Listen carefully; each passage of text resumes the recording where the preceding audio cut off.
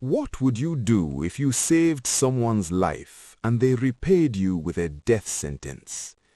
This is the story of a girl who had nothing, no family, no name, no voice. A girl the world had forgotten before she even had a chance to be remembered. But when a prince was drowning in a raging river and everyone else stood frozen in fear, she didn't hesitate. She risked everything to pull him from the jaws of death. They called her a hero. They brought her into the palace. They promised her a new life. And then they accused her of a crime she didn't commit. In the span of days, she went from savior to thief, from honored guest to condemned criminal, all because of one missing bracelet and one powerful woman determined to destroy her. This is a story about injustice, about what happens when the people with everything use their power to crush someone with nothing. But it's also a story about truth and how sometimes the smallest voice can shake an entire kingdom. Before we dive in, do me a favor. Hit that subscribe button right now, because stories like this, stories that make you feel something real, are what we're all about here. And drop a comment below telling us where you're watching from. I want to know where in the world this story is reaching. Now, let's go back to the morning everything changed, to the river, to the moment a forgotten girl became unforgettable. The river roared like an angry god. Adanna's feet slipped on wet clay as she bent toward the water's edge, her clay pot balanced on her hip. Dawn had barely broken, and the world was still grey and cold. She had learned long ago that coming early meant avoiding the other women, their whispers, their pointed looks, their children who threw stones when no one was watching. The current churned faster than usual.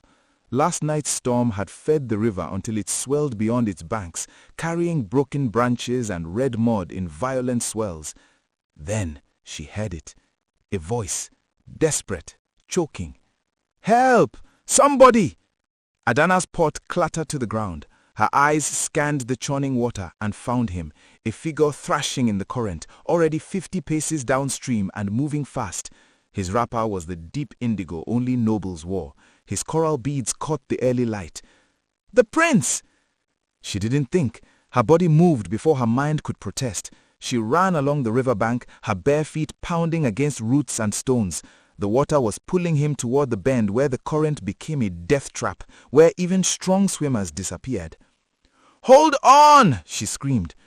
He went under, came up gasping, went under again. Adanna spotted a bent palm tree extending over the water ahead.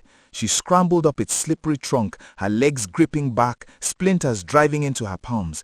She crawled along the lowest branch until she hung directly over the rushing current. The prince surfaced just beneath her, his eyes wide with terror, his mouth gulping water and air in equal measure. "Grab my hand!" She stretched down, her shoulder screaming in its socket. His fingers brushed hers, slipped. "Again! Now!" This time he caught her wrist. The sudden weight nearly ripped her from the branch. Her other arm wrapped around the palm trunk with strength she didn't know she possessed. Her muscles tore. Her vision went white with pain. "Pull!" she gasped. He did. Together they fought the river's grip. Inch by terrible inch, she dragged him toward the bank until his other hand found a rock, then a root. Finally, they collapsed together in the mud, both heaving and shaking. Villagers were running toward them now. She heard their voices like distant thunder. "The prince! It's Prince Chima! He's alive! Who pulled him out?" Adanna tried to stand, but her legs buckled. The world tilted. She saw faces gathering, shocked, curious, some grateful, others calculating. She saw the prince turn toward her, his lips forming words she couldn't hear. Then darkness swallowed everything. When Adanna woke, she was still by the riverbank. The sun had climbed higher. A crowd surrounded the prince, who sat wrapped in fine cloth, drinking palm wine from a calabash. The chief priestess was making gestures of protection over him. Women ululated in celebration. Old Mama Nkiruka knelt beside Adanna with a bowl of water. "Drink, child. You fainted from exhaustion." Adanna's throat was raw. She drank deeply, then noticed the stares. Some villagers looked at her with something like wonder, others with suspicion. She was used to the second look. The orphan, the girl with no people, no family name to claim, no bride price to offer. She lived on scraps from compound kitchens and slept on a mat near the village shrine because the priestess pitied her. Most days she was invisible. Today she had become impossible to ignore. "You saved our prince," Mama Nkiruka whispered. "The whole kingdom will hear of this." Before Adanna could respond, the crowd parted. Prince Chima walked toward her, still unsteady but determined. He was perhaps 3 dry seasons older than her 16 years, tall and lean with the bearing of someone raised to command, but his eyes held genuine warmth. "You," he said, his voice still rough from river water. "What is your name?" "Adanna, my prince." She tried to bow but winced at the pain in her shoulder. "Adanna," he repeated it like a prayer. "You risked your life for mine. The river wanted me, but you fought it. You won." An elder cleared his throat. "My prince, we should return you to the palace. Your mother will be—" "I know what my mother will be, but first I will know this girl's story. Who are your people, Adanna?" The familiar shame burned in her chest. "I have no people, my prince. My mother died birthing me. My father died in a farming accident before I was born. I am no one." The crowd murmured. Some faces showed pity, others showed the familiar contempt, the belief that her orphan status meant the gods had cursed her line. But Prince Chima's expression didn't change. "You are someone who saved the heir to this throne. That makes you someone indeed." He turned to his guards. "She comes with us, to the palace." Gasps rippled through the gathering. Adanna's heart hammered.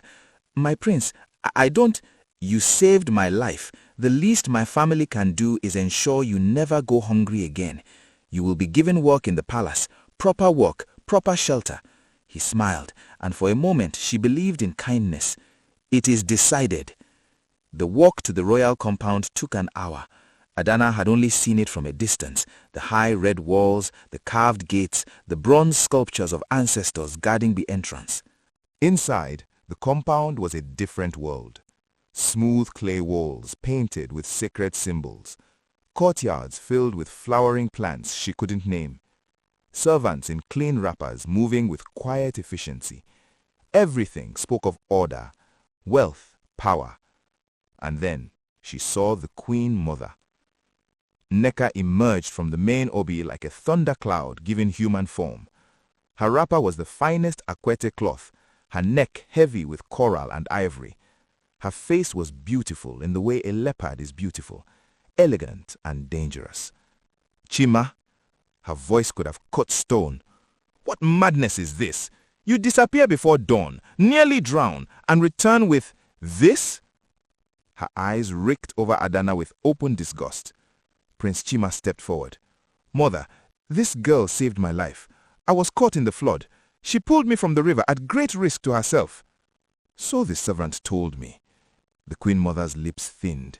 "And for this you bring her into our home? A reward of cowries would have sufficed." "She has nowhere else to go. No family. No—" "Precisely." Nneka circled Adanna slowly. "No family, no lineage, no one to vouch for her character. And you would have her inside our walls, near our valuables, our secrets?" Adanna kept her eyes down, but her hands clenched into fists. She had heard this tone before, the voice that reduced her to less than human. An elder who had followed them stepped forward carefully. "Great Queen Mother, the girl did show exceptional courage. The gods may have placed her there for a purpose." "The gods." Nneka's laugh was bitter. "Very well. If my son insists on this foolishness, she can work in the kitchens, fetch water, sweep compounds. But hear me clearly, girl." She gripped Adanna's chin, forcing eye contact. Her fingers were iron. "You touch nothing that doesn't belong to you. You speak to no one unless spoken to. You stay in the 7th quarters and nowhere else. This palace has treasures worth more than 100 lives like yours. If anything goes missing, if anything is disturbed, I will know who to blame. Do you understand?" "Yes, Queen Mother." the words scraped out. Good. She released Adanna's face with a small shove. Show her where she'll sleep. Give her the oldest mat we have. She should remember her place. Over the following days, Adanna learned the rhythms of palace life. She woke before dawn to fetch water from the palace well. She ground pepper until her arms ached. She swept courtyards until her back screamed. The other servants kept their distance, some out of resentment for her perceived favor, others out of fear of association. But Prince Chima sought her out when he could. He would find her in the kitchens and ask about her day. He brought her better sandals when he noticed her feet bleeding. He insisted she eat from the same pots as the other palace workers, not scraps. You don't have to do this, she told him once, embarrassed by his attention. Yes, I do. You gave me my life back. The least I can do is ensure yours is bearable. His kindness was real, but it made everything harder. The Queen Mother's eyes tracked every interaction. The other servants whispered. Adanna felt the weight of expectation and suspicion pressing down from all sides. Then came the night of the ancestral ritual. The palace buzzed with preparation. The Queen Mother would lead prayers to the founding fathers of the kingdom, asking for prosperity and protection. Only senior royals and elders would attend. Servants were instructed to stay away from the ceremonial wing entirely. Adanna was scrubbing pots when she saw the Queen Mother pass by, dressed in full ceremonial regalia. And on her right bracelet, gleaming in the lamplight, was the bracelet. Even from a distance, it was breathtaking. Gold worked into intricate patterns, embedded with stones that seemed to hold their own light. Every servant knew the stories. The bracelet had been worn by every Queen Mother for 7 generations. It was said to carry the wisdom of ancestors, to mark the true holder of power in the kingdom. Stop staring and finish your work, one of the cooks snapped. Adanna ducked her head and returned to her pots. But she had seen something else too. The way the Queen Mother's fingers touched the bracelet nervously. The way her eyes swept the room as if checking for witnesses. The ritual lasted deep into the night. Adanna finished her duties and retreated to her mat in the cramped servants' quarters. She was asleep before her head settled. She awoke to screaming. It's gone! The bracelet is gone! Adanna bolted upright. Dawn light filtered through cracks in the wall. Outside, the palace was in chaos. Servants ran in every direction. Guards shouted orders. And above it all, the Queen Mother's voice, sharp as a blade. Search everything! Question everyone! Find it now! Adanna's stomach dropped. She dressed quickly and emerged into the courtyard just as the Queen Mother swept through, surrounded by guards and elders. Her face was a mask of fury. And something else, something that looked almost like satisfaction. You! The Queen Mother's finger stabbed toward Adanna. Come here!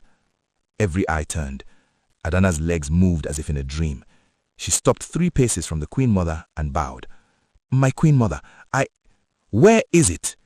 Where is what? I don't understand. My bracelet, the sacred bracelet of our mothers. It was in the ceremonial chamber last night. This morning it is gone. Her voice rose. And the only person in this palace, without family, without honor, without anything to lose, is you. The accusation hit like a physical blow. Adanna's voice came out strangled. I didn't take anything. I was in the servants' quarters all night. Ask anyone. Oh, I will ask. But we both know that desperate people do desperate things. A girl like you sees gold and thinks of escape, thinks of buying a new life. That's not true. Tears burned Adanna's eyes, but she refused to let them fall. Prince Chima pushed through the crowd. Mother, stop this. Adanna would never. You know nothing of what people are capable of when they have nothing. The Queen Mother's voice cut through his protest. She has been here barely 2 market weeks. She has no roots, no reputation, no reason for loyalty. And now my bracelet, the symbol of our lineage, vanishes? An elder stepped forward, his face troubled. Great Queen Mother, perhaps we should search all quarters before making accusations.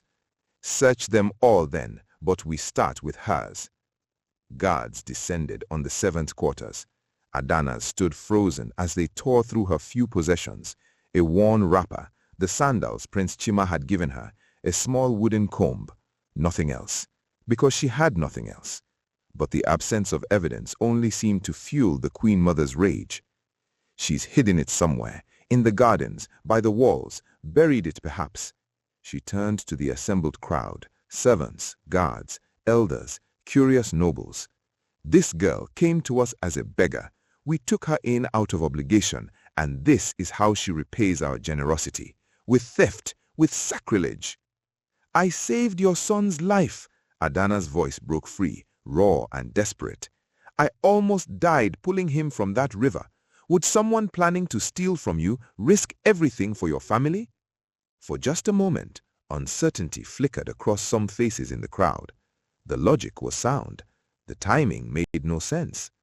But the Queen Mother was ready. Perhaps that was your plan all along. Gain our trust, get inside our walls, wait for the perfect moment. She turned to the elders. I call for council judgment. This thief must face justice before she can do more harm. Please, Adanna whispered. Please, I swear on my mother's grave, I touched nothing that wasn't mine.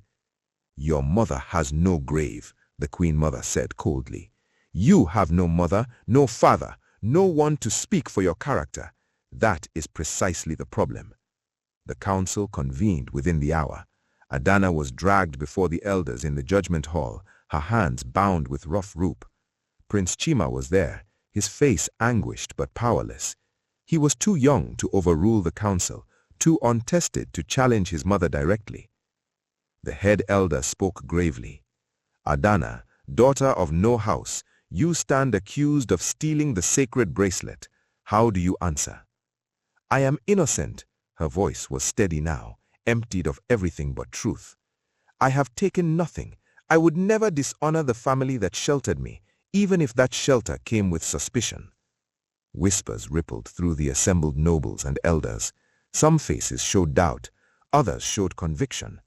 The Queen Mother stood like a pillar of righteous anger, her eyes never leaving Adanna's face.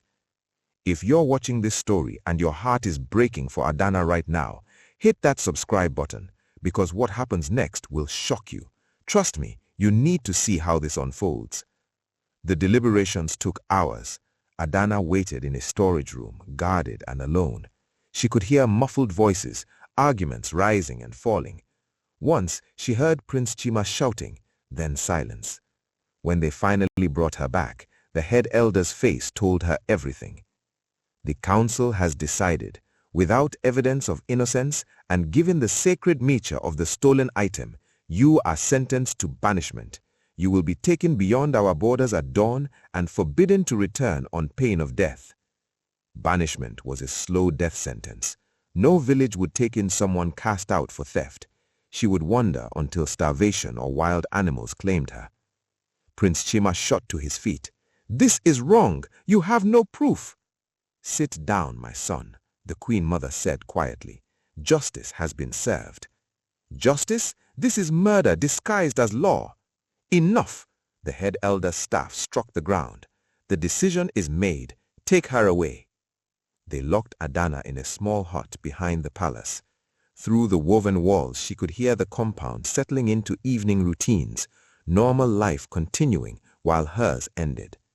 But Prince Chima couldn't let it rest. Something gnawed at him as he replayed that night in his mind. His mother had worn the bracelet to the ceremony. He had seen it on her wrist, gleaming in the firelight.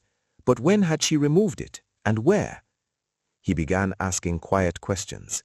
A servant mentioned seeing the Queen Mother return to her private chambers before the ritual ended. Another remembered her dismissing her attendants unusually early. Small details that meant nothing alone, but together formed a troubling pattern. Then Chima remembered something else. The bracelet had a unique clasp designed by the royal smith. It left a small mark on the skin when worn for extended periods, a slight indentation in a distinctive pattern. Late that night, he requested an audience with his mother. She received him in her chambers, still dressed in mourning cloths for the stolen treasure. Have you come to apologize for your outburst? No, mother. I've come to ask you to show me your wrists. Your wrists? The bracelet leaves a mark when worn for hours. If it was truly stolen last night, the mark should still be fresh on your right wrist. How dare you suggest? Show me. His voice was steel now. or I will call the elders and ask them to witness your refusal." For a long moment they stared at each other. Then, slowly, the Queen Mother extended her arms. Her right wrist was bare, unmarked, the skin smooth and unblemished. The bracelet hadn't been worn for days before she claimed it was stolen. "Where is it, Mother?" Her face crumpled, then hardened again. "You don't understand. There are things at play beyond your comprehension. Prophecies, warnings. That girl is dangerous. That girl saved my life. And perhaps that is exactly what the oracle warned me about. A nobody who gains the prince's favor, who enters our walls, who disrupts the order of things. I had to act." Chima felt sick. "You framed her. You hid your own bracelet and blamed an innocent girl to remove her from the palace.